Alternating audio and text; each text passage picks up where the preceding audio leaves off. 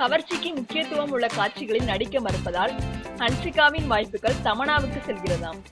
ஹன்சிகா கவர்ச்சி காட்ட தயங்காமல் நடித்து வந்தார். முதலில் நடிப்பில் திணறினாலும் பின்னர் பிக்கப் பண்ணிவிட்டார். இந்நிலையில் சிம்ரன் உள்ளிட்ட சில நடிகைகள் ஹன்சிகாவிடம் நடிப்பு திறமை எக்கச்சக்கமாக இருப்பதாக ஒரு பிட்டை போட்டனர். இதையெல்லாம் காது குளிர கேட்ட ஹன்சிகா கவர்ச்சியை விட நடிப்புக்கு முக்கியத்துவம் உள்ள கதாபாத்திரங்களில் நடிக்க முடிவு செய்தார். அவர் இப்படி ஒரு முடிவை எடுத்த நேரம் பார்த்து இயக்குனர் சுந்தர் சிங் தன்னுடைய அரண்மனை படத்தில் நடிக்க ஹன்சிகாவை அணுகினார். அவரும் படத்தில் நடிக்க சம்மதம் தெரிவித்தார். அரண்மனை படத்தில் ஹன்சிகாவுக்கு செம வெயிட்டான கதாபாத்திரமாம். கதை அவரை சுற்றியே நகருமாம். நடிப்புக்கு எக்கச்சக்க ஸ்கோப் உள்ள கதாபாத்திரமாம் ஹன்சிகாவுக்கு. தன்னை தேடி வரும் கதைகளில் கவர்ச்சிக்கு முக்கியத்துவம் உள்ள கதாபாத்திரங்கள் என்றால் உடனே நடிக்க மாட்டேன் என்கிறாராம் ஹன்சிகா.